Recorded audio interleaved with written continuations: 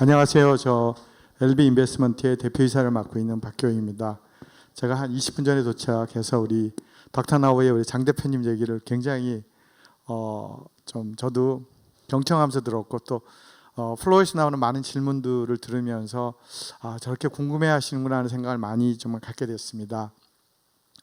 저는 이 벤처캐피탈 쪽에서 이제 닷컴 버블, 닷컴도 경험하고 그다음에 모바일과 그 소위 스마트화되는 이런 전반적인 그런 환경도 경험하고 최근에는 또 우리 챗 GPT로 표현되고 있는 AI 시대까지 이렇게 다 경험을 하면서 한국과 또 해외에서 굉장히 많은 투자 스타트업들을 경험을 했습니다. 이제 더불어 이제 지금처럼 굉장히 어려운 많은 사람들이 표현하는 소위 그 혹한기의 동절기라고 표현되는 시기도 거쳐왔습니다. 기억으로는 2000년이 지나고 난 다음에 2001년부터 한 3년까지가 굉장히 혹독했던 것 같고 2007년부터 9년까지 그 소위 글로벌 그 파이낸셜 크라이시스 이후에 또 혹독했던 것 같고 제 경험으로는 세 번째 지금 혹독한 시기가 2020년부터 2021년부터 시작되면서 지금 3년으로 가고 있는 것 같습니다. 근데 막상 이제 돌이켜 보면은 2022년 초에 벌써 미국에 있는 여러 가지 파이낸셜 뉴스라든지 이런 데서는 Is party is going on? 파티가 계속될 수 있을까? 계속 그런 워닝들이 나왔습니다. 그래서 작년 한 5월 정도에는 제가 미국에 있는 유명한 그 영자 그 경제지를 읽어봤을 때는 파티 is over라는 선언이 좀 있었고요. 이제 그러면서 저는 현장에서 제가 그 오랜 기간 동안 제가 직접 경험했던 스타트업들은 수백여 개에 달하는 것 같습니다. 또 그 중에 상당한 한 100여 개 이상을 저는 상장을 국내외에서 투자도 상장을 시키고 굉장히 또 성공하고 또 많은 기업들의 어려움도 전장에서 지켜보면서 좀 여기까지 왔습니다. 그래서 제가 오늘 이 세미나에서 어떤 부분을 나눠드리는 것이 이 귀중한 시간에 가장 도움이 될까라고 좀 생각을 해서 좀 정리를 해봤습니다. 저는 이 발제로 시작하고 싶습니다. 다윗하고 골리앗 얘기는 크리스찬이 아니어도 모두가 아는 얘기인데 모두가 얘기할 때는 소년 다윗이 거대한 거인 골리앗을 이겼다라는 사이즈와 그 다음에 당시에 그 강력한 철기 문화와 소위 그 돌멩이하고 게임이라고 좀 바라보는데 스타트업은 완전히 그 사고방식을 바꿔야 된다고 생각합니다. 제가 여기 재밌는 그림으로 표현했듯이 누가 유리하고 불리하냐는 관점을 조금만 생각을 바꿔보면 얘기가 달라집니다. 계신 분들이 스타트업을 관심이 있다 그러면은 항상 거대한 대기업, 거대한 선발 좀 경쟁자 또는 정말 다가가기 어려운 요소라고 아마 대부분 골리앗으로 여러분들한테 다가올 것이라고 생각합니다. 근데 저희가 2m 30과 1m 한 70의 미소년 간의 대결이라고 바라보면은 게임도 안 되는 처참한 죽음이지만 만약에 여기에 속도라는 개념을 딱 도입을 해보면은 얘기가 달라집니다. 제가 여기 재밌게 좀 쓴 거 보면은 다윗은 물맷돌을 가지고 양들을 지키면서 엄청 빠른 곰하고 사자를 잡아냈던 그런 우리로 따지면 지금 메이저리그의 강속구 투수 같은 정도의 정확도와 속도감을 가지고 있습니다. 그래서 제가 어느 저널에서 읽어보니까 다윗과 골리앗의 거리가 한 35m 정도고 물맷돌을 돌려서 던지면 그 속도가 122.4km에 달하는 그러니까 40억 구경의 권총을 쏘는 거고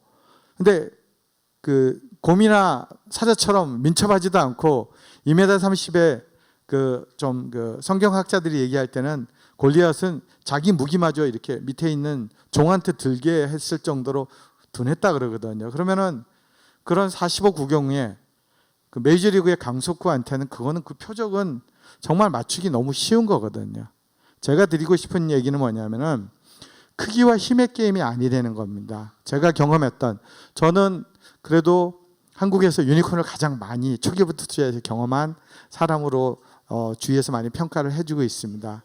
어떻게 초기에 제가 만났던 조그만 그런 사무실로 시작했던 스타트업들이 거대한 1빌리언 US 유니콘으로 성장할 수 있었냐? 제가 보기에는 확실하게 자신만의 핵심 경쟁력이 무엇인가를 가지고 있고 또 강력한 비전과 자신감 더불어 빠른 속도의 진행이라는 것이 전제가 되는 기업들이 그것을 달성을 했습니다.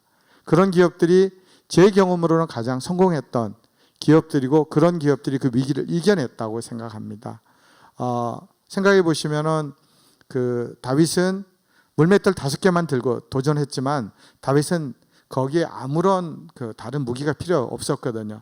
정확하게 던져서 맞추기만 하면 되고 다윗은 그것에 대해서는 철저하게 훈련이 돼 있었던 거고 그 거대한 골리앗, 여러분들 앞에 있는 대기업 앞에 쓸 수 있는 컨피던스와 자신감이 필요하다고, 그런 스타트업들이 제가 성공하는 모습을 되게 많이 봤습니다.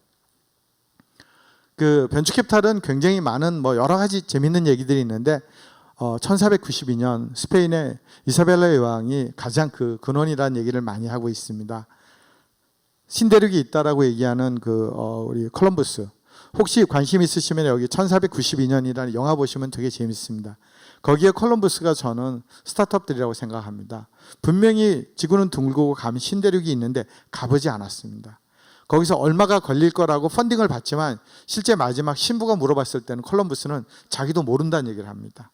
하지만 자기 계산으로 그게 가능하다는 얘기를 하고 계산을 댑니다. 결국 스타트업의 길은 그런 길이고, 그렇게 시작한 소위 시작이 스페인을 전 세계 최고의 국가로 만들었고 영국으로 건너갔고 산업혁명에서 다시 미국의 소위 동부를 거쳐서 실리콘밸리까지 오고 다시 그것이 서진을 해서 우리나라도 오고 중국도 오고 지금은 가장 꼽히고 있는 나라 중에 하나가 인도까지 지금 계속해서 이 서진을 계속하고 있습니다. 그러면 저는 여기에서 소위 인터넷, 스마트폰, 플랫폼, AI 시대까지 저는 다 경험을 했습니다. 그때 수많은 기업들이 제게 와서 투자를 제안했고 그중에 소수 기업들이 살아남아서 강력한 강자가 되고 또다시 새로운 변화를 맞았을 때 새로운 도전에 부딪히고, 그리고 지금 우리 앞에는 거의 이런 정도 메가 트렌드에 해당되는 챗GPT AI 시대가 우리 앞에 있고, 저처럼 이렇게 전문적으로 투자하는 사람들은 지금이 소위 2022년의 피크타임에서 엄청난 조정을 거치고 있는 이 타임, 앤드 기술 트렌드의 메가 트렌드가 벌어지는 타임이 투자하기에는 베스트 타임이라고 판단하고 있고, 가장 좋은 기업들이 가장 좋은 결과를 내줄 수 있는 베스트 빈티지 타임이라고들 많이 얘기합니다. 제가 지난 한 달 동안 유럽을 방문했었고, 최근에 제가 자카르타를 거쳐서 싱가포르를 다 다니면서 굉장히 많은 소위 그런 벤처캐피탈리스트, 스마트폰 컴퍼니, 스타트업들을 만나고 왔습니다. 거의 공통적인 얘기를 하고 있습니다. 이 타임 인식과 상황 전개에 대해서는 벤처캐피탈 되게 간단합니다. 제가 이 자리에 서 있을 수 있는 거는 저는 기관 투자자나 해외 자금이나 정책 자금 해가지고 큰 펀드를 만듭니다. 그리고 난 다음에 저희는 여기 계신 분들이 예비 창업을 하시거나 스타트업 하신, 조금 전에 설명하신 닥터나우 같은 스타트업들에게 투자를 진행하는데 대부분의 경우가 주식 형태로 지분을 그냥 매입하는 겁니다. 돈을 빌려주는 게임은 저희는 하지 않습니다. 왜냐하면 어차피 갚을 능력이 없기 때문에 괜히 그 코너로 몰기보다는 그냥 투자를 합니다. 그리고 성장을 거칩니다. 그리고 저희는 분명히 그 돈을 회수를 해와야 됩니다. 그리고 다시 펀드에 출자했던 저는 돌려드려야 됩니다. 그러니까 이런 순환 사이클이 계속 돌아가는데, 이 순환 사이클이 미국은 보통 얼마를 버느냐? 14년을 봅니다. 10에서 14년. 한국은 몇 년을 버느냐? 약 8년에서 10년을 많이 봅니다. 펀드 설계가 그렇게 돼 있습니다. 그렇기 때문에 여러분들이 어떤 펀드를 만났을 때 그 펀드에 이 펀드가 얼마 정도 된 펀드냐라는 것도 그 펀드 입장에서는 정해진 라이프 타임을 그만큼 소진한 겁니다. 그래서 어느 펀드가 막 론칭이 됐다, 그 펀드는 굉장히 오랫동안 여러분들과 같이 성장의 궤적을 할 수 있는 겁니다. 저한테 많은 스타트업들이 와가지고 3년이 있다가 뭘 하겠다, 저는 하나도 안 믿습니다. 왜? 제가 가지고 있는 제 통계가 정말 빠른 회사들이 4에서 5년 정도 있다가 회수가 됐거든요. 저는 BTS 투자자로 많이 알려져 있습니다. BTS 전에 투자해서 BTS 때 다시 추가 투자를 들어가고 BTS가 성장하는 모습을 지켜봤거든요. 제게 BTS는 걸리는 시간이 7년이었습니다. 지난주인가 BTS 10주년 보면서 되게 아주 감개가 무량했습니다. 그때를 돌아볼 수 있으니까요. 그러니까 이런 타이밍을 기본적으로 고려하는 투자를 한다. 장기 게임을 한다. 아주 장기 레이싱을 본다. 저한테는 어느 기업이 와서 뭘 제안하면 되게 간단합니다. 파이널 고울이 어디지? 제가 며칠 전에도 AI 서비스 하는 회사를 직접 저는 굉장히 업체를 많이 갑니다. 현장에서 굉장히 말씀을 그때 파이널 고울이 어딘데 이번에 제가 펀딩을 했으면 이번에는 어디까지 가겠다는 거지? 그 다음은 이번에 펀딩을 가지고 목적지로 간다면 이 회사는 그 다음 목적지까지 갈 수 있을까? 스텝 바이 스텝으로 롱텀 플랜을 다 점검합니다. 그래서 장기 게임이라고 생각하셔야 됩니다. 굉장히 많은 케이스에 뭐 3년 있다가 뭐 4년 있다가 무슨 게임을 한다. 최소한 500여 개의 스타트업을 직접 투자하고 100개 이상의 상장을 보내는 제가 보는 시각에서는 그 타임 스케줄은 철저하게 재고되고 검토가 다시 이루어져야 되는 거라고 생각합니다. 이 표를 되게 많이 보셨는데 그냥 기업들도 똑같습니다. 사람이 마찬가지로 처음에 만들어지고 성장 과정을 거쳐서 어느 시점에는 다시 쇠퇴하는 과정을 거치는데 제가 붉은 박스로 되어 있는 저 부분을 영어 표현은 그냥 얼리 스테이지라고 그러고 우리 표현으로 초기라고 표현했습니다. 여기에 벤처캐피탈은 주로 다 투자됩니다. 사람으로 따지면은 제가 자주 질문을 받거든요. 뭐 어느 단계 들어가면 제가 되게 간단하게 얘기합니다. 소위 엑셀러레이터나 인큐베이팅 하는 그런 회사들은 유치원 또는 유치원 전에 투자하는 거고요. 근데 저희 같은 회사들은 어디냐면은 초등학교 때부터 중고등학교 때 주로 투자를 많이 해가지고요. 대학교까지 다 지원해 줍니다. 어떤 케이스는 정말 이 사람이 노벨상 탈 것 같으면은 박사 과정에서도 돈을 왕창 대드립니다. 이제 이런 과정을 가기 때문에 철저하게 내가 있는 단계가 여러분들 다 그런 아실 텐데 어느 단계냐? 진짜 천사 같은 엔젤을 만나야 되느냐? 그 다음에 시드 단계로 가는 거냐? A라운드냐, B라운드냐, C라운드냐, D라운드냐. 제가 글로벌 마켓 나가서 딱 만나면 첫 질문이 그럽니다. 너가 관심 있는 스테이지는 어디니? 그럼 저는 얘기를 합니다. 나는 어느 스테이지에 관심이 있어. 시리즈 A. 근데 한국에서 시리즈 A하고 글로벌 시리즈 A가 다릅니다. 글로벌 시리즈 A는 한국 시리즈 A 곱하기 5배 정도로 생각하시면 됩니다. 한국이 지금 성장을 하고 있지만. 그러면 꼭 질문을 받습니다. 너는 평균 투자 금액이 얼마니? 보통 그거를 영어로 티켓 사이즈라는 표현을 많이 씁니다. 너 티켓 사이즈가 얼마야? 그러면 이 사람은 보통 원 티켓에 얼마를 어떤 단계에 그 얘기는 무슨 뜻이냐 하면은 그 사람은 거기에 되게 전문적인 내부에 보이지 않는 경험과 축적된 자기만의 노후가 있다는 뜻이거든요. 그쪽 분야에 집중합니다. 이제 그와 동시에 그거는 계속해서 성장해 갑니다. 제가 뒷부분에 장표를 보여줄 텐데 제가 며칠 전에 GPU 관련되는 굉장히 좀 혁신적인 기술 회사를 만났는데 계속 성장해서 이제 뭐 유니콘까지 가고 싶다. 근데 제가 그 말씀을 드렸어요. 제가 알고 있는 유니콘은 어느 날 갑자기 여기서 라면 먹다가 갑자기 마라톤을 뛰는 그런 거는 못 보고 최근의 유니콘들은 유니콘 되는 과정에서 소요되는 조달하는 재원이 유니콘 가치의 30% 가까이를 조달합니다. 그 얘기는 무슨 뜻이냐면은 그렇게 성장하는 과정에서 사람이 가령 만약에 아주 수익을 잘 내는 어떠한 성인이 되는 과정에서 누군가가 유치원, 초등학교, 중학교, 고등학교, 대학 학비를 다 대주듯이 모든 과정의 투자자들을 계속 설득하고 여러분들은 유치하셔야 되는 게임을 간다는 겁니다.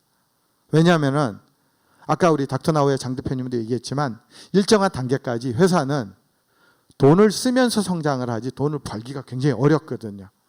근데 그럼 투자자들이 왜 돈 쓰는 회사, 적자나는 회사를 들어가냐? 어느 시점이 되면 그 회사는 그 적자폭을 완전히 크로스오버해서 엄청난 회사가 될 거라는 믿음과 내가 지금 지는 리턴을 줄 거라는 확신이 있기 때문에 투자를 하는 겁니다. 이제 그런 과정에서 굉장히 오랜 과정을 거쳐 간다. 그리고 거기에 특화되어 있는 굉장히 아주 초기다기에는 정책 자금부터 시작해가지고 각종 지자체 그리고 개인형 그런 엔젤들 그리고 프리-A에 집중된 회사 그 다음에 A라운드에 집중한 회사 B라운드에 각각이 다릅니다. 제가 싱가포르 갔을 때 글로벌리 가장 유명한 그런 최근에 그냥 몇 년 동안에 몇십조를 투자한 투자자를 만났어요. 최근에 몇 년 동안 지금 딱 1년 동안 모든 걸 안 하고 쉬고 있다 그럽니다. 왜냐하면 시장이 지금 엄청나게 주저앉았거든요. 그러니까 그러면 그 투자자는 쉬고 있는 겁니다. 그 투자자가 다 밑으로 내려가지 않습니다. 그러니까 이런 거를 잘 아셔야 되고, 또 하나 여러분들이 아셔야 될 게, 저런 커브에서 성장할 때마다 매번 투자자를 바꾼다고 생각하시면 안 됩니다. 어떤 투자자가 이 사람 정말 좀 가능성이 높은 어떤 초만, 만약에 사람으로 따지자면 초등학생이라 치면 정말 열심히 좀 초등학교를 지원해봤는데 잘해요. 중학교도 지원합니다. 고등학교도 지원하고 대학도. 보통 그거를 후속 투자라고 한국말을 표현하고, 미국에서는 팔로우 인베스트먼트로 표현합니다. 벤처캐피탈은 철저하게 팔로우 인베스트먼트를 하는 사람들입니다. 왜냐하면 계속해서 단계를 키워가면서 그 기업에 필요한 재원을 투입을 합니다. 저도 많은 케이스에 4번까지 계속 투자를, 저는 철저하게 한 번 들어간 투자를 안 합니다. 그렇게 해가지고 초기에 들어간 기업이 되게 잘 된다고 기대하는 거는, 그거는 그냥 꿈입니다. 끊임없이 계속해서 후속 투자를 해야 돼요. 그러니까 여러분들은 그런 팔로우 투자자를 만나셔야 됩니다. 팔로우 투자는 이해를 하는 거고, 팔로우 투자자는 그 다음을 또 리스크를 걸어주는 거고. 근데 그럼 팔로우 투자자가 왜 그렇게 하느냐? 그렇게 초기부터 들어가서 투자한 부분에 대해서 그 기업이 성공했을 때 굉장히 큰 보상으로 투자가 돌아오기 때문에 그 리스크를 지는 겁니다. 그리고 최근에 급격하게 둔화됐습니다. 이렇게 생각하시면 되는 게, 2022년이 역대급으로 전 세계 벤처캐피탈이 최고점이었습니다. 그 이유는 우리가 모두가 알다시피 팬데믹이 터졌고, 팬데믹을 막기 위해서 엄청난 현금 살포가 있었고, 그러면서 그 돈들이 굉장히 많이 소위 비대면 쪽에 인더스트리로 돈이 들어오기 시작했고, 그 모든 부분들이 새로운 성장 쪽에 들어가면서 벤처캐피탈 역시 최대 투자가 이루어졌는데, 평소에 투자되는 것의 3배의 투자가 이루어졌다고 생각하시면 됩니다. 평소에 약 한 200조 원이 투자되던 전 세계 시장이 그때 600조 원 정도 투자됐습니다. 그러고 난 다음에 400조 원 떨어졌다가 지금 200조 이하로 떨어지고 있는 과정입니다. 그렇게 따지면은 2021년, 22년에 3배 정도 투자되던 어마운트가 3분의 1 이하로 줄어들어 있는 시장이라고 보시면 정확합니다. 그리고 이런 벤처캐피탈이 됐던 이런 초기 단계 적극적으로 투자하는 투자자들은 가장 큰 금융시장에서 적은 고금리입니다. 금리가 높으면 사람들이 리스크를 안 주고 은행에다 돈을 넣어버리거든요. 저금리 때는 사람들이 리스크를 지고 저희 같은 벤처캐피탈에 돈을 많이 맡깁니다. 그러면 저희는 그걸 가지고 투자해서 돌려드리는 게임을 하는데, 금리가 높을 때는 그런 사람, 일단 당장 여러분들 스타트업에 투자하는 벤처캐피탈을 떠나서 벤처캐피탈에 들어온 돈 자체의 파이프가 급격히 줄어듭니다. 왜냐하면 여기서 그걸 넣고 리스크를 질 이유가 없거든요. 금리가 좋은데. 이제 그런 부분들이 다 연쇄적인 영향을 미치는데, 근데 최근 상황에 대한 이해를 달리 해야 되는 게, 그러면 벤처캐피탈이 돈이 없냐? 돈이 없지 않습니다. 제가 최근에 유럽도 다녀오고 동남아 그리고 저희 다 점검해도 2022년이 벤처캐피탈이 돈을 제일 많이 모았던 한 해입니다. 근데 2023년에 투자가 급격히 줄어든다는 얘기는 그 돈이 날아간 게 아니거든요. 돈을 유보해 놓고 상황을 지켜보고 있다는 것이 정확한 표현입니다. 그래서 요즘 그걸 영어로 waiting and see라는 표현을 많이 씁니다. 지켜보는데 왜 그러냐? 기업들의 밸류에이션이 급격하게 변화가 나타났습니다. 한국은 덜한데요. 미국은 혁신형 기업들이 상장이 되고 난 다음에 보통 마지막 펀딩을 받았던 밸류에이션 대비해서 대부분 다 70% 이상 빠졌습니다. 30% 빠진 게 아니고 70% 이상이 빠졌다는 겁니다. 마지막에 투자를 100원에 받았던 회사가 상장 가서 30원도 안 된다는 뜻입니다. 그러니까 투자자들이 당황하고 이거 어떻게 해야지? 거기다가 엄청나게 이 불마켓에서 플랫폼 중심으로 해서 소위 GMV를 키우는 성장 논리로 갔던 많은 기업들이 적자가 감당이 안 되는 상황이 벌어졌거든요. 그러니까 그 다음부터는 회사가 얼마나 생존할 수 있지? 이 회사는 언제쯤 흑자 전환이 가능하지? 지켜보는. 그런데 투자를 하려고 그러면은 투자를 받고자 하는 기업의 가치와 투자를 하는 사람의 생각하는 가치가 미스매치가 벌어지고 있습니다. 지금 그 기간이 지금 기간이고 그 기간은 조금 더 갈 것 같습니다. 왜냐하면 돈이 어느 정도 유보되어 있는 스타트업들은 견딜라 그럴 거고 투자자들은 좀 더 지켜보자는 그런 약간의 냉각기, 그게 동절기를 더 확대할 가능성이 있습니다. 그런데 많은 투자자들이 지금은 무슨 타임이냐, 가능성 높고 미래에 성장할 수 있는 초기 기업에 투자를 집중해야 돼, 그러면서 초기 투자는 확대하고 있습니다. 그리고 가격이 높고 굉장히 성장돼 있다고 생각하고 최근에 상장시장에서 급락이 벌어지고 있는 소위 말해서 가격이 센 후기 투자에 대해서는 아주 보수적인 스탠스를 취하고 있습니다. 그러면서 초기 투자 쪽은 상대적으로 좀 확대되고 집중하고 있는 경향을 보이고 있는 것이 지금 투자고 지금 현황이고, 그 현상은 닷컴 버블이 터졌을 때나 글로벌 파이낸스 위기가 터졌을 때나 지금이나 동일하게 가고 있습니다. 미국 현상이 제일 드라마틱하게 보여집니다.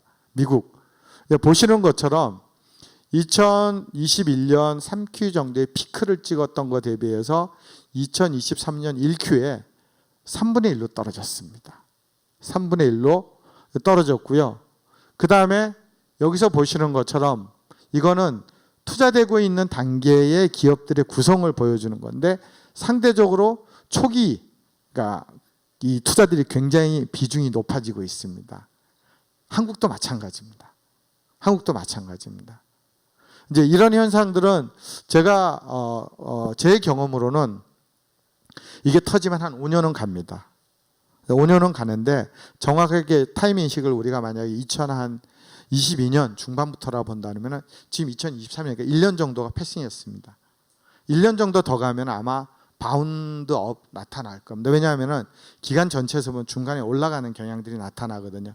그래서 저는 좀 힘드시더라도 아마 조금 긍정적인 펀딩 타임은 내년 시장이 올해보다 훨씬 나을 거라고 저는 좀 보고 있는 사람입니다. 그리고 확보되어 있는 재원을 가지고 2023년 정도 지켜보고 시장 상황 지켜보다가 그 다음에 현재 지금 제너러티브 AI가 거의 굉장히 모든 분야에 급격히 확산되고 있는 상황에서 소위 말해서 한국이라든지 이런 웬만한 데서 소위 벤처캐피탈은 두 개로 나눠집니다. 제로 투 원이 이루어지는 미국과 원 투 N으로 확장되는 소위 아더스 마켓입니다. 이제 그러면은 결국은 이런 저 AI 쪽에서도 파운데이션 모델이라든지 이런 어떤 LLM의 베이스가 되는 쪽은 미국이니까 그 다음 전개되는 쪽에서 아마 굉장히 빠른 속도로 올해 후반기 내년부터 특히 확대될 거라고 저희는 보고 있습니다. 그 다음에 재미있는 게 여기서 미국에서 보시면 저 검은 표가 소프트웨어 투자 비중입니다. 보통 이제 소프트웨어부터 시작해서 기술부터 해서 쭉 갑니다. 서비스로 쭉 확대됐다가 다시 테크놀로지가 나오면 다시 또 기술로 갑니다. 이게 약 10년 패턴으로 돌아가는 경향이 있습니다. 미국은 거의 40%에 상당하는 부분이 저 검정색 소프트웨어 투자가 이루어지고 있고, 재밌는 거는 옆에서 보면은 그 소프트웨어의 대부분이 AI 분야에 투자되고 있다는 겁니다.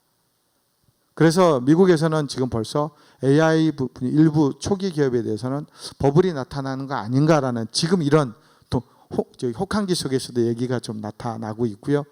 그러니까 이제 그만큼 근데 이 전 세계적으로 보면은 이게 가장 선도하는 시장이 US 실리콘밸리이기 때문에 다른 나라는 그 패턴을 약간의 시차를 두고 따라가는 경향이 굉장히 좀 그동안 많았습니다. 이제 그런 부분에서는 한국에서도 이 트렌드가 좀 많이 나타날 거로 보고 있고, 지금 제가 방문했던 동남아에서도 보면은 플랫폼들이 굉장한 퀘스천을 당하고 있습니다.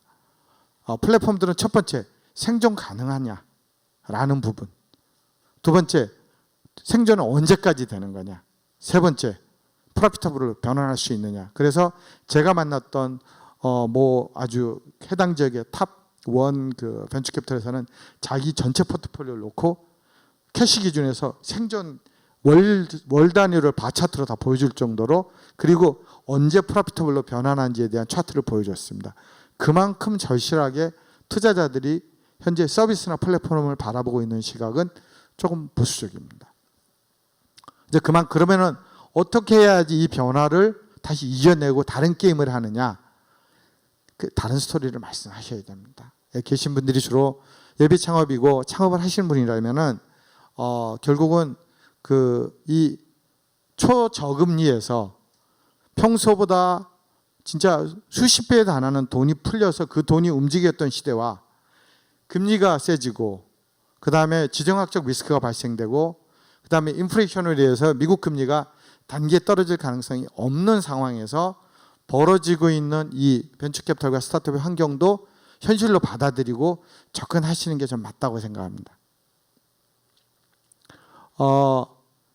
여기서 보시면은 결국은 이제 저 같은 사람은 투자를 해서 기업이 잘 성장하고 또 그 기업의 성장을 최대한 도와드리고 종단에는 그런 기업이 IPO, Initial Public Offering이라는 상장을 하든지 미국 같은 경우는 많은 케이스가 M&A가 많이 그렇게 됐을 때 근데 보시는 것처럼 2023년 1Q가 드라마틱하게 지금 거의 붕괴되어 있는 마켓 상황을 보여주고 있습니다. 이게 언제쯤 회복될지는 제가 보기에는 인플레이션하고 금리하고 굉장히 영향이 맞물릴 요소라고 보고 있고 그거는 저는 전문 이코노미스트가 아니지만 많은 상식적인 소위 이코노미스트들의 예상이 단기의 회복에 대해서는 그렇게 후한 점수를 주고 있지 않습니다. 결국은 이 트렌드를 후행하면서 벤처 투자는 따라간다는 거거든요. 이제 그런 부분에서 지금 상황이 조금은 생각한 것보다는 굉장히 터프한 상황이다. 그렇지만 제가 말씀드린 것처럼 제가 앞쪽으로 가는 게 뭔지 모르겠는데 아유.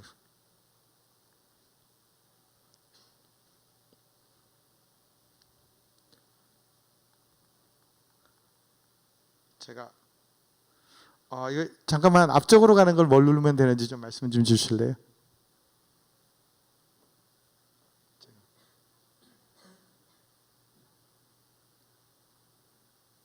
작동을 안 하는데 뒤로만 갈 수 있는 그래서 요거 좀 점검 좀 부탁드리겠습니다. 네.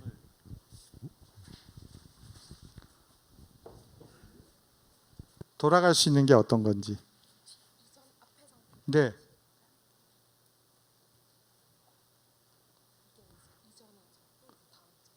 그러니까 안 가요. 네, 앞쪽으로 좀 보내주시기 바랍니다. 그래서 지금은 초기를 준비하시는 분들이 굉장히 잘 준비하시면은 오히려 굉장히 유리한 타임이다라고 말씀을 좀 드릴 수 있을 것 같습니다. 앞쪽으로 쭉쭉 보내주실래요? 더 앞입니다. 더 앞입니다. 더 앞입니다. 잠깐만요. 제가 넘기겠습니다. 이제. 네. 그래서 제가 동남아가 한국하고 미국하고 다음에 이게 따라오고 있는 시장인데 요즘은 동남아를 많이 지금 좀 프라미싱한 마켓으로 보고 있고 전 세계 투자자들이 많이 오는데 그냥 여러분들이 트렌드를 보는 관점에서 보면은 동남아 역시 저렇게 성장하는 마켓 역시 건수에 있어서는 크게 줄지는 않았는데 투자 금액에 있어서는 급격한 하락이 있었습니다. 잘 아시지만 동남아의 가장 여러분들이 가면 많이 이용하시는 동남아형은 우버인 그랩 자체가 상장 이후에 주가가 대폭락을 했습니다. 그러니까 투자자들이 우리는 다 그랩처럼 될 거야 그런 얘기를 했는데 그랩이 대폭락을 하면서 투자자들이 거기에 엄청나게 많이 고생을 하게 되고 실질적으로 동남아 기업들이 출구가 없는 상황이 좀 돼 있는 요소가 있는데 그럼에도 불구하고 3인 4라고 되는 4명 중에 3명은 일단 좀 하락하지만 그리고 2명 중에 1명은 지난번 밸류에이션 대비해서 50% 정도 떨어질 거고 4명 중에 한 사람 이하는 2, 3년간의 매크로 불확실성과 기존 밸류에이션 수준은 그 이후에 활발될 거다. 그 얘기는 3년 후에 동남아 시장이 회복된다라고 그러니까 우리는 경제 성장률이 1에서 2%인 나라지만 동남아는 성장률이 거의 5에서 10%일 정도로 굉장히 빨리 성장하는 나라거든요. 대표적인 나라가 인도네시아, 베트남 뭐 이런 나라들입니다. 그러니까 이렇게 성장하는 나라에서조차도 상황을 이렇게 보고 있다라고 좀 참고해서 보시면은 우리 시장에서 준비하시면서 어떻게 내가 준비해야 될지, 그리고 투자자들은 어떤 패턴으로 바라볼지, 이런 부분에서 여러분들한테 좀 참고가 되실 것 같습니다. 한국 상황을 말씀드리겠습니다. 통계 숫자를 제가 얘기하는 거는 큰 트렌드로 보면은 저희 1Q가 전년 1Q 대비해 가지고 한 60%가 줄었습니다. 한국에서 60%가 줄었고요. 그 다음에 투자 규모도 거의 건당 10억으로 줄어들었고, 업체당 한 15억, 16억밖에 안 될 정도로 지금 1Q가 제가 최근에 경험했던 상황 중에서는 제일 보수적인 시점이었고요. 제가 보기에는 어떤 면에서 1Q가 바텀라인이라고 생각합니다. 올라갈 거라고 좀 기대하는데, 이게 단기에 빠른 속도로 올라갈지 이 부분에 대해서는 조금은 저는 보수적이고, 내년에는 분명히 꽤 빠른 회복이 있을 겁니다. 그래서 여러분들 투자를 조성하시거나 주위에 많은 것 좀 자금을 유치하실 계획이 있으면은 타겟을 뭐 금년 한 하반기 금년 한 4Q 정도에서 내년으로 넘어가는 타임이 상대적으로 좀 유리할 수 있다라고 저는 생각이 됩니다. 그리고 재밌는 게 보시면은 벤처캐피탈들이 투자한 내용입니다. 가장 많이 줄어든 부분이 유통 서비스 77.5%, 그 다음에 생명공학 바이오 63.3%, 정보통신 서비스 74%. 그런데 여기서 보면은 제조 별로 안 줄었습니다. 화학 소재 별로 안 줄었습니다. 그리고 뭐 기타 여러 가지 모두 크게 많이 안 줄었습니다.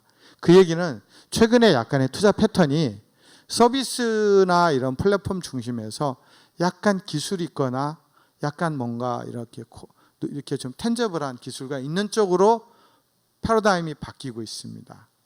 그리고 제가 경험한 바에 따르면 한국이 미국 시장하고 완전히 싱크로나이즈 돼가지고 돌아가는 시점들이 있습니다. 미국에서 뜨면 한국에서 무조건 떠.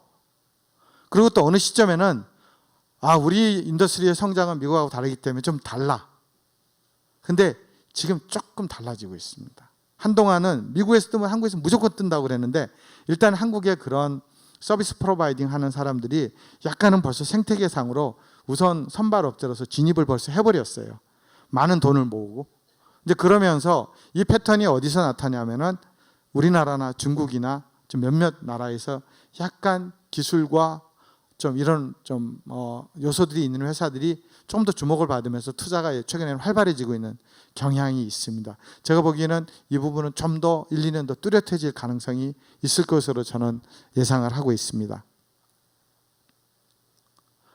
그리고 이제 또 재밌는 현상은 초기냐 중기냐 후기냐에서 보면은 초기 투자는 견조합니다.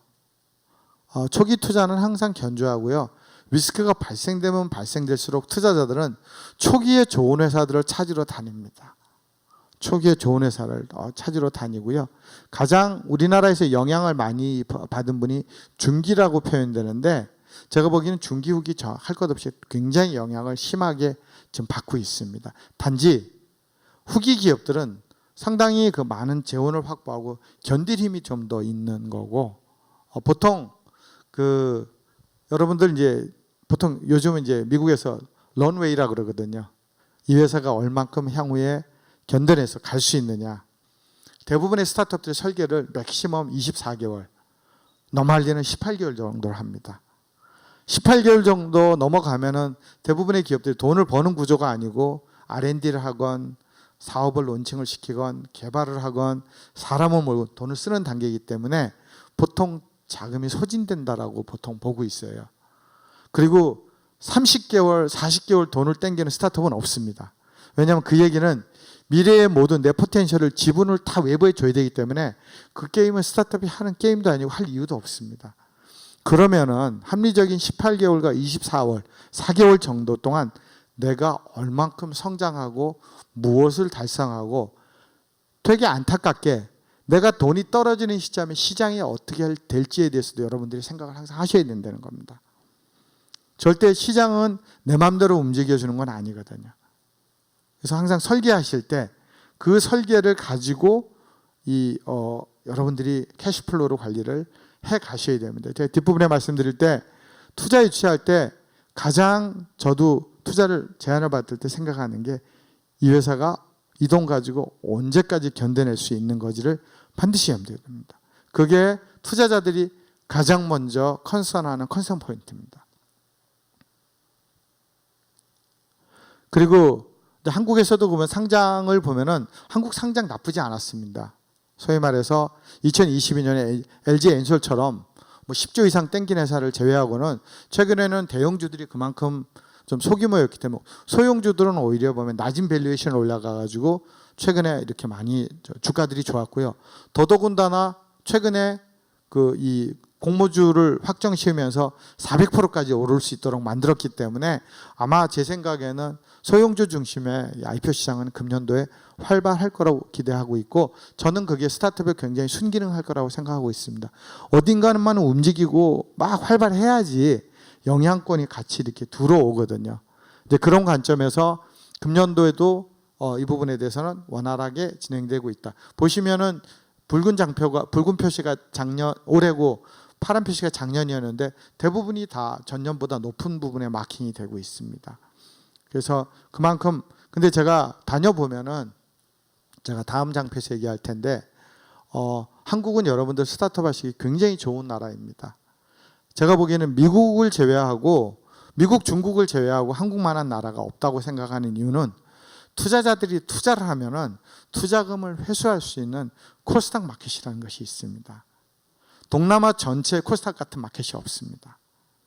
지금 그 마켓이 있는 거는 미국의 나스닥이 있고 중국의 꼬창판 같은 그런 좀 활발한 시장인데, 그거 다음에는 코스닥이 활발합니다. 그래서 투자자들은 어찌됐건 간에 투자하면 코스닥을 보낼 수 있다는 다양한 시나리오 속에서 있기 때문에 한국은 그런 부분에서 2022년도에 벤처캐피탈 전체가 소위 투자를 위해서 연기금이나 다양한 출자자들부터 확정받았던 돈이 10조입니다.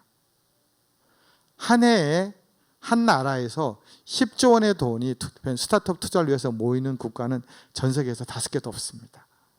그만큼 비록 펀딩받기 어렵고 벤처캐피탈이 굉장히 보수적인 것 같고, 그 다음에 뭐 여기 너무 터프한 것 같은데 전 세계적으로는 굉장히 좋은 환경에 있다. 그리고 또 하나는 여기에 이제 뭐 기술이나 이런 걸 하시는 분들은 좀 되게 고무적인 게, 전 세계적으로 기술 특례라는 제도를 통해서 아직 매출과 수익이 검증 안 된 기업들을 상장을 적극시키려 있는 캐피탈 마켓도 코스닥밖에 없습니다. 그만큼 활용 가치가 굉장히 높기 때문에 다양하게 활용하시는 것이 좋고, 그 비전에 맞는, 근데 제가 가끔씩 느끼는 게 있어요. 몇 년 있다 코스닥 갑니다. 그럼 코스닥을 가려면은 그 업종에 있는 기업의 내용과 거래소에서 요구하는 규모와 거기에 맞는 얘기를 해야 되는데, 그거는 전혀 안 맞는데 가겠다는 얘기를 하면은 그거는 그냥 되게 내막을 모르거나 현실성이 없다는 바로 반론에 부딪힐 수 있습니다. 그런 부분에서는 철저하게 내가 속한 업종에서 정말 선두 기업에 확실한 벤치마크되는 요소를 잘 설명하고 분석해서 그것을 설명하는 것이 굉장히 중요한 요소라고 말씀을 좀 드릴 수 있을 것 같아요. 제가 아까 드렸던 말씀처럼 그냥 스타트업 그러면 요즘 제일 희망이 저거잖아요. 유니콘 되는 거잖아요. 전 세계적으로 제가 알기로는 지금 유니콘이 1200개 정도 있는 것으로 알고 있고, 최근에는 유니콘 나타나는 속도가 급격히 줄어들고 있는 상황이고, 제 생각에는 유니콘 중에 죽는 유니콘도 아마 꽤 나올 것으로 저는 보고 있는 사람입니다. 근데 여기서 중요한 제가 드리고 싶은 인사이트는 뭐냐, 유니콘들이 펀딩이 제가 그때 받은 그 자료상으로 보면은 8.7이에요. 9번 펀딩을 했다는 뜻입니다. 1번, 2번, 3번, 4번, 5번. 그리고 기업의 가치를 계속 올리면서. 여러분들 한국에서도 제가 최근에 보고 있는 대부분의 회사들이 좀 괜찮은 회사들은 적어도 펀딩이 4회에서 5회는 다 합니다. 그 얘기는 어떤 투자자를 만나면은 1회로 끝내려고 그러시지 말고요. 한 번 얘기를 두면은 몇 개월 지나고 투자를 받지 않아서 또 전달하고요. 이런 어드밴스가 있습니다. 그래요? 좀 관심 있네. 이분 좀 다르네. 긴 과정을 거쳐 가셔야 된다는 겁니다. 딱 만나서 한번 딱 듣고 나한테 관심 없으면은 이 사람은 아니네. 근데 여러분들 대한민국의 벤처캐피탈 회사가 되게 많은 것 같은데 액티브한 투자하는 회사는 50개도 안 됩니다. 아주 스몰 회사들 빼고. 그리고 그들은 끊임없이 모여서 정보를 주고받고요. 끊임없이 많은 레퍼런스를 서로 주고받습니다. 그런 과정에서 이런 긴 게임, 다수의 펀딩을 해야 되는 것이 스타트업에 내가 일정한 단계의 오퍼레이션을 통해서 안정적인 캐시인을 벌어들이기 전까지는 운명이다. 그 운명에 가장 잘 접근하고 설명하는 기업이 성공한다. 그리고 그거는 한국뿐만이 아니고 글로벌에서도 동일하다라고 보시면 전혀 무리가 없습니다. 제가 아까 말씀드렸듯이 한국은 스타트 환경이 제가 보기에는 최고입니다. 왜냐하면 일단 적극적이고 경험 풍부한 창업 인력이 굉장히 많고요. 그 다음에 한국은 테스트 베드 마켓이라는 표현을 많이 씁니다. 한국은 왜 그러냐면은 서비스가 가장 고도화되어 있고요. 브로드밴드가 전 세계에서 가장 많이 깔려 있고 5G가 제일 먼저 도입이 되어 있으며 한국의 이런 소비 성향은 강력한 소위 얼리 어댑터고 한국은 5천만이 동시 패션으로 바뀝니다. 한번 유행 타면 다 바꿉니다. 이게 좀 다른 선진국에서 기대하기 힘들 정도로, 그리고 한국은 굉장히 그런 부분에서 동질성을 가지고 있고요. 그 다음에 정부가 굉장히 적극적입니다. 스타트업에 대해서 여러 가지 정부 간의 비교도 있고 불편한 요소도 있지만 제가 보기에는 어느 나라보다도 적극적인 요소를 좀 가지고 있고, 또 하나 한국은 삼성, 현대, LG 같은 글로벌 세트메이커가 존재하면서 굉장히 다양한 형태로 이런 멀티내셔널 컴퍼니들이 만들어지는 요소가 크고요. 최근엔 제가 다니면서 유럽이나 동남아를 다니면서 굉장히 놀라는 거는 한국의 소위 K컬처라는 K팝으로 필두되는 요소가 글로벌 진출 가능성이 너무너무 높다는 겁니다. 제가 가서 무슨 얘기를 하면은 너희 투자 좀 해줘 얘기도 하지만 한국의 컨텐츠나 관계되는 회사하고 연결을 굉장히 저한테 많이 요청을 하고, 이런 컨텐츠가 결부가 되는 다양한 서비스, 컨텐츠가 결부가 되는 소위 브랜드, 컨텐츠가 결부가 되는 다양한 소위 B2C 소비재까지도 진출 가능성이 너무너무 높다라는 것을 제가 가장 소위 컬처의 탑에 속하는 유럽에서조차도 그런 제안을 받을 정도로 굉장히 그쪽 영역은 또 다른 우리의 잠재력인 요소라고 생각합니다. 1차 유니콘들은 대부분의 소위 해외에서 검증된 모델을 한국에 빨리 도입을 해가지고 퍼스트 무브로서의 포지셔닝을 통해서 유니콘이 됐다고 생각합니다. 이런 형태의 지속적인 그런 유니콘은 앞으로는 좀 쉽지 않다고 저는 생각하고 있습니다. 이제는 더 뾰족해야 되고 또 버티컬 영역에서 자기의 확실한 경쟁력이 있어야 되고, 그리고 이런 유니콘들이 훨씬 더 효율성을 개선시키고 수익성을 개선시킬 수 있는 데에 대한 기술이나 서비스나 아니면 이런 것들이 아마 본격적으로 한국의 새로운 이제 스타들로 자리매김할 것이고, 그 밑단을 이루고 있는 기술이나 그 밑단을 형성하고 있는 핵심적인 코어 컴피턴스를 가지고 있는 회사들이 더 이제는 강력한 성장의 주체가 될 것으로 저희는 보고 있습니다. 제가 투자 유치 전략을 제 경험을 중심으로 해서 좀 정리를 해봤습니다. 첫째는 뭘 보느냐, 모두가 똑같은 얘기지만 창업자와 창업팀입니다. 끊임없이 인터뷰합니다. 끊임없이 인터뷰하고요. 창업자와 창업팀이 좋은 학교 나오고 굉장히 가방끈만 그 뜻 아닙니다. 해당 분야에서 정말 이분이 하고자 하는 창업 쪽에서 얼마나 핵심적인 요소를 가지고 무엇을 준비하고 있고 팀워크가 어떻게 구성되어 있느냐는 이거는 거의 저희 업의 불문율입니다. 그리고 두 번째는 저희가 가지고 있는 공통적인 요소예요. 돈 벌겠다고 덤벼드는 사람이 성공하는 면에서 별로 못 봤습니다. 비저너리들이기입니다. 도대체 이 기업을 통해서, 이 스타트업을 통해서 꿈꾸고 있는 비전이 뭐며 무엇을 사회와 자기가 하는 일에서 실제 컨트리뷰션 하고자 하는 굉장히 강력한 비저너리들이 성공하고 투자자들을 움직이게 합니다. 세 번째는 강력한 도전의식이 있어야 됩니다.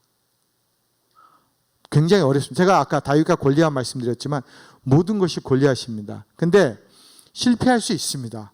재도전하면 됩니다. 제가 굉장히 오래전에 미국에서 어떤 제안을 받았는데, 제가 그때 주니어였어요. 투자를 하려고 그러는데 제가 있던 미국인 애들이 말렸어요. 이 회사가 실패했다고. 저는 당연히 그 미국의 유명한 시니어들이 말리니까 안 했죠. 근데 그 기업이 몇 년 있다가 뉴욕 스탁 익스체인지에서 그 해에 탑 1이 되는 IPO를 때렸습니다. 결국은 실패는, 저희 업에서 실패는 그냥 자산입니다. 근데 거기 전제가 있습니다. 그 실패가 여러분들을 망가뜨릴 정도로 실패하시면 안 됩니다. 내 경험과 내 약간의 시드마니 정도가 망가지는 정도의 경험을 해야지, 그 정도의 그걸 통해서 다른 투자자가 안 모이면은 어떤 면에서는 그거는 객관적인 다른 사람의 평가라 보셔도 될 수도 있습니다. 조금 더 냉정하게, 하지만 실패를 두려워하지 말라는 말씀드리고, 정말 명확한 타겟 마켓이 필요합니다. 굉장히 아마 투자를 받게 되면은 명확한, 지금은 내가 타겟이지만 마켓에 대한 질문을 좀 드릴 거고요. 제 개인 기준은 만약에 한국을 타겟으로 한다 그러면은 한국에서 1위 되는 기업을 저는 지향합니다. 그리고 아니면은 글로벌 마켓으로 나갈 수 있는 그런 아이템들을 굉장히 저희는 선호합니다. 그래야지만 그 기업이 의미 있게 성장을 하고요. 그 다음에 제가 늘 말씀드리지만 긴 여정 게임을 제한하시고 길게 간다고 여러분들 생각하셔야 됩니다. 그리고 항상 투자는 이번에는 시리즈 A입니다. 시리즈 B입니다. C입니다. 그래서 이번에 시리즈 단계를 거듭가면 어디까지 갑니다. 제가 종종 그런 말씀 드리거든요. 목적지가 부산인데 이번에 제가 기름값을 대드리면 어디까지 가실 겁니까? 천안까지 갑니다. 저는 천안까지 정확하게 가는지, 갈 수 있는 능력이 있는지 없는지, 그리고 이 회사가 천안을 가면은 충분히 그 다음에 갈 수 있을 만한 기름을 확보해서 대전까지 갈 수 있는지가 저한테는 하나씩 점검해가는 포인트입니다. 처음부터 왔는데 부산까지 가는 그거를 제한하고 그걸 다 되는 투자자는 없습니다. 그 다음에 말씀드렸듯이 런웨이, 캐시프로 관리는 그런 거의 생명 자금입니다. 보통 저희가 미국에서 여기 공부하신 분들이나 요즘 워낙 일상 번레이시라고 표현합니다. 뭐냐면 스타트업의 성장은 돈을 태우면서 버닝하면서 가는 거거든요. 근데 저희는 자금을 투입을 하면, 투자를 하면 이 회사가 어디까지 생존이 가능하고 태우면서 갔을 때, 제가 말씀드렸듯이 기름을 넣어드리면 태워서 어디까지 가느냐, 그게 되게 중요하고, 7번 같은 경우에는 제가 좀 주장하는 바긴 한데 굉장히 많은 사람들이 펀드레이징을 그 마운틴 클라임으로 생각해요. 산을 올라가는 거 생각해요. 밸류에이션, 그림이 그랬듯이. 근데 그렇지 않습니다. 저는 그렇지 않습니다. 펀딩은 여러분들이 어떠한 특정한 강을 건너는 거라고 생각합니다. 산은 올라가도 쉬어도 되지만 그 라운드에 필요한 돈을 다 조달하지 못하면 가다가 멈춥니다. 그럼 떠내려가서 죽습니다. 그래서 저는 대부분의 경우가 회사가 제안하는 그 어떤 펀드 규모의 1.5나 1.3을 생각합니다. 왜냐하면 항상 늦어지거든요. 그리고 넘어가는 과정에서 경량과 수많은 변수들이 생깁니다. 그리고 회사가 설정했던 기간은 거의 항상 2배가 걸립니다. 그래서 반드시 염두에 두실 때, 그리고 그것이 확실하게 넘어간다라고 생각이 안 되는데 애매한 투자는 저는 안 합니다. 이 회사가 이걸 넘어가는데 100이 필요한데 제가 30대고 나머지 79에 오세요라는 건 저는 안 합니다. 100이 모여야 넘어가고, 정 아니다 싶으면 이 회사 자신이 없으면 저는 100을 다 대버립니다. 그러니까 그렇게 투자를 인식하시고 투자자를 보셔야 되고요. 그 다음에 어떤 경우에도 아주 치밀한 사업계획을 세우셔야 됩니다. 사업계획 항상 틀립니다.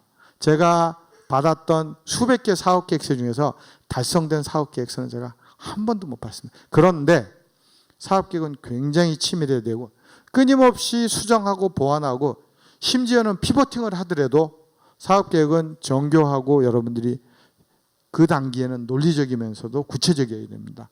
그리고 또 하나는 투자자를 만났을 때 30분 넘어도 자기 비즈니스를 제대로 설명하지 못하고 장황한 얘기는 절대 하지 마십시오.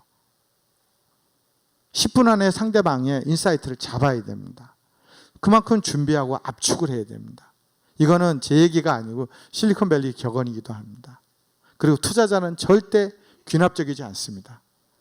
다 얘기 듣고 난 다음에 결론이 좋다니 처음부터 이거 들을만해? 괜찮은 회사야라면서 하나씩 하나씩 연역적으로 내려갑니다. 되게 결론 지향적입니다. 근데 15분 지나도 이 회사가 하는 비즈니스 모델이 뭔지, 이 회사가 뭘 지향하는지, 어디로 가는지 모르면은 그다음부터 관심을 꺼지기 시작합니다. 제가 얼마 전에 어느 회사를 들었는데 30분 동안 마켓을 설명하더라고요. 해당 마켓을. 그건 제가 찾아보면 됩니다. 그 시간을 거기에 이렇게 집중해서 듣는 투자자는 좀 심하게 말씀드리면 거의 없다고 보셔도 됩니다. 15분 안에 승부를 보셔야 된다고 생각하고요. 그만큼 압축된 준비를 하고 압축된 설명을 할 수 있고 핵심을 전달할 수 있는 능력을 사업계획에 준비를 하셔야 됩니다. 그게 엔젤 라운드건, 시드 라운드건, A건, B건. 그리고 아까도 말씀드렸는데 자주 만나서 신뢰를 쌓으셔야 합니다. 그리고 회사 내용을 특별히 컨피덴셜하지 않은 전제에서는 알려드리고 더불어 좋은 프레스, 미디어가 있으면 회사 내용을 잘 전달하면서 그 자체가 차곡차곡 탑 쌓듯이 여러분들의 신뢰와 기업의 내용을 쌓게 되는 과정이 되는 겁니다. 저는 제가 여기 유니콘은 다 뺐습니다. 제가 그냥 초기 투자하면서 했던 기업들을 했는데 이런 기업들에 대해서 제가 느꼈던 가장 핵심이 뭐냐? 창업자 창업팀. 두 번째는 정말 핵심인 경쟁력이 무엇이냐? 그리고 타겟 마켓이 얼마나 명확하냐? 그리고 투자자 입장에서는 이렇게 성장하면은 충분히 이 회사를 통해서 상장이나 결과가 나겠구나라는 클리어한 그런 맵을 줬습니다. 여기 제가 지금 무신사가 인쇄해서 유명해진 스타일쉐어 같은 경우는 8분이 계시는 그런 아주 초기 단계에서 제가 그 기업에다가 그 기업이 충분히 좀 어느 라운드를 건널 수 있는 재원을 투입한다든지 저기 페리지의 우주항공 같은 경우에는 학부생이었던 그런 그 분을 만나서 충분히 로켓 설계가 가능한 재원을 금액으로 말씀드리면은 저는 그런 라운드도 기본적으로 5억 10억이 아니고 저는 30억 40억을 투입을 합니다. 충분히 그 게임을 할 수 있도록 하고 그 다음 부분은 대부분 두 번, 세 번 반복적으로 성장할 수 있도록 계속해서 같이 갔습니다. 그런 과정을 통해서 지금은 혹시 여기 보시면 아는 회사들이 있을 수 있는데 그런 아주 초기 과정을 통해서 단계를 거쳐서 어떤 기업, 제일 마지막에 이어플로우 같은 경우는 한 달 전에 미국의 그 메드트로닉스가 약 9천억에 M&A를 했습니다. 근데 이 회사는 그 창업자가 미국에 있는 기술 가지고 한국에 제조하시겠다고 처음으로 왔을 때 만나가지고 오랜 세월이 지나서 상장까지 거치고 미국 회사가 그렇게 인수한, 그러니까 굉장히 가능성도 많고 굉장히 성공 사례들이 많습니다. 어떻게 도전하고 어떻게 준비하느냐는 게임이라고 저는 생각합니다. 마지막으로 저는 이제 제가 지금 얘기해드렸던 부분을 작년 연말쯤에 조선일보에 혹한기지만 최적의 창업 투자 타이밍이고 그 금년 초에는 벤처캐피털 협회가 부탁을 해가지고 한경에다가 제가 생각하는 바를 이렇게 좀 정리를 쭉 했는데 아마 오늘 제가 드렸던 말씀들의 좀 연장선상이기 때문에 시간 내시면 읽어보시면은 제가 드렸던 말씀을 좀 더 좀 전체적으로 좀 이해하시는 데 좀 도움이 되실 것 같습니다. 기본적으로 어려운 시기입니다.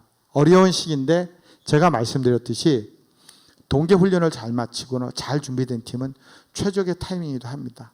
그리고 투자자들은 제가 말씀드린 돈이 없는 게 아니고 지켜보고 찾고 있습니다. 그런 투자자를 단기간에 게임을 하시려고 하지 말고 오랜 기간을 통해서 만나고 신뢰를 쌓고 한 번 투자한 투자자가 오랫동안 그 길에서 자기를 도와줄 수 있도록 하시는 것이 스타트업이 성공하는 투자 사이드에 굉장히 중요한 점이라고 좀 말씀을 드릴 수 있을 것 같습니다. 원래 40분하고 10분 Q&A 받으려고 그랬는데 제가 말이 좀 길어졌습니다. 혹시 질문 있으시면 제가 주어진 시간 안에 질문 받고 답변 드리도록 하겠습니다.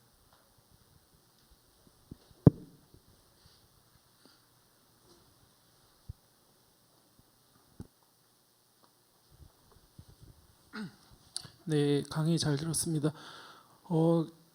얼마 전에 그 장지호 닥터나우 대표님이 발표를 하셨는데 그분처럼 의대 다니다가 창업하는 게 거의 드문 케이스인데 대부분 아시다시피 서울대에 합격하고도 의대를 붙으면 의대를 가는 현실인데 이렇게 한국이 일본처럼 저성장 사이클에 진입해서 그 젊은 세대부터 안정지향적인데 그럼에도 불구하고 아까 강의를 들으니까 굉장히 저희 나라에서도 투자도 많이 하고 긍정적인 요소를 많이 이야기해 주셨는데 사실 현실은 좀 안 그런 면이 저는 있다고 생각하거든요.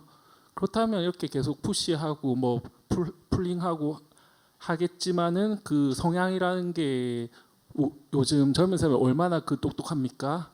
그런 상황을 아니까 의대를 가고 뭐 반도체학과 이런데 뭐 전액 장학생으로 선발해도 포기하는 현실에서 참 이렇게 미국처럼 실리콘밸리의 성공 사례가 이런 많이 나면은 그렇게 좀 진보적이고 좀 적극적으로 변할 것 같은데 혹시 그 강의하신 내용과 좀 다른 현실에 대해서 어떻게 생각하시는지 궁금합니다. 제가 드린 말씀은 제 인식은 한국 상황을 전달해 드린 거거든요. 저는 한국에서 유니콘을 10개 이상 경험했습니다. 그리고 제가 한 2주쯤 전에 그 한국에서 그래도 이렇게 유명한 대학에서 제가 이런 재학생들을 대상으로 해서 스타트업을 설명할 기회가 있었는데 제가 깜짝 놀랐습니다. 굉장히 큰 그랜드 볼륨에 오늘 계신 분보다 더 많은 분들이 창업을 위해서 준비하는 모습을 좀 봤거든요. 이제 그래서 아직 우리나라 생태계가 엔젤, 시드, 뭐 A 이렇게 그런 부분에서 많이 더 갖춰가야 되는 요소가 있다고 좀 생각을 하는데 저는 2007년부터 17년 동안 중국에서 굉장히 활발한 투자도 많이 했고요. 동남아도 가보고 많이 가봤는데 저는 결국은 제가 도전했던 회사 중에서는 20대의 재학생인 케이스도 5건이나 있었습니다. 그 기업들이 지금 굉장히 성공적으로 잘 진행이 되고 있습니다. 그래서 질문 주신 것처럼 모두를 위한 절대 다수의 게임은 못 됐는데 지금도 굉장히 선발되는 어떤 스타트업에 대해서 적극적인 투자가 이루어지고 있고 해당 기업들은 꽤 빨리 성장을 하고 있고 특히 이렇게 뭐 의대 같은 데를 나오고 그런 뭔가 의대를 다니면서 뭔가 하는 그런 자기의 전공 분야와 관계된 쪽에서는 특히 더 많은 주목을 받을 수 있는 가능성이 있다고 저는 생각을 합니다. 네.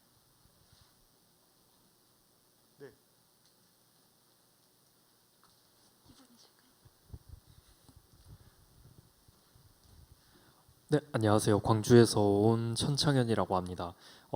저희가 지금 예비 창업 단계에서 저 같은 경우는 가장 궁금한 부분이 들어왔던 것 중에서는 이제 정부 지원 사업 발표랑 그 IR 발표랑은 차이가 있다.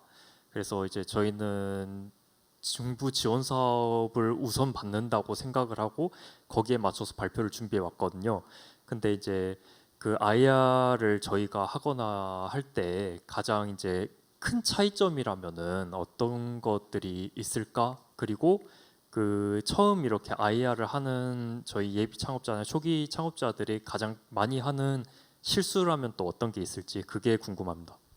예, 정부 지원 사업하고 저희 같은 전문 투자자가 바라보는 시간 굉장히 다릅니다. 정부의 지원 사업은 당연히 이게 공공성과 또 이것의 어떤 좀 달성 가능성에 대해서 근데 저희는 제가 말씀드렸듯이 정말 이 기업이 뚜렷하게 성공할 수 있는지 없는지 관점, 기업이라는 관점을 철저히 바라보거든요. 그렇기 때문에 굳이 뭐 따지자면 정부의 지원 사업이나 부분에 어떤 단일 프로젝트에 대한 목적성이 강하다면 저희는 제가 자주 그런 얘기를 듣습니다. 와서 굉장히 많은 회사가 얘기를 하는데 제가 그러거든요. 저한테 제품이나 프로덕트를 셀링하지 말라고 저한테 컴퍼니를 셀링하라고 그러거든요. 저는 기업을 주주로서 참여해서 기업의 일정 부분을 저는 주주로서 참여하는 사람이지 그 서비스가 어떻고 그 아이템 이거는 저한테는 부분이거든요. 그런 관점에서 투자자를 만났을 때는 명확한 우리 회사가 성장했을 때 파이널 골, 모습.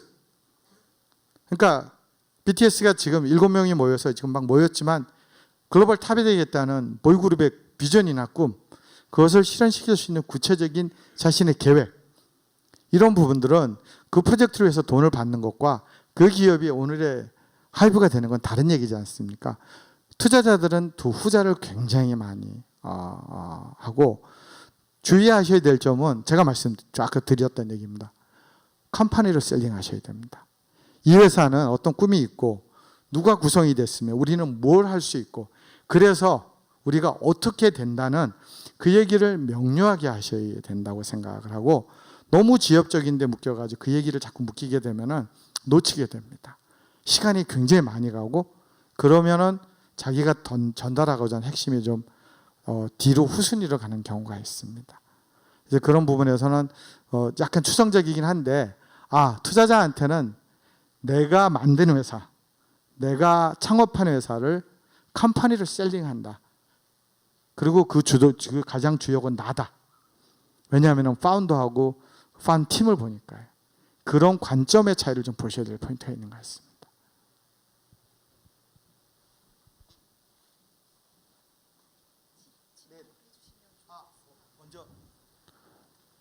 네, 여기까지 마지막 질문으로 하겠습니다. 네.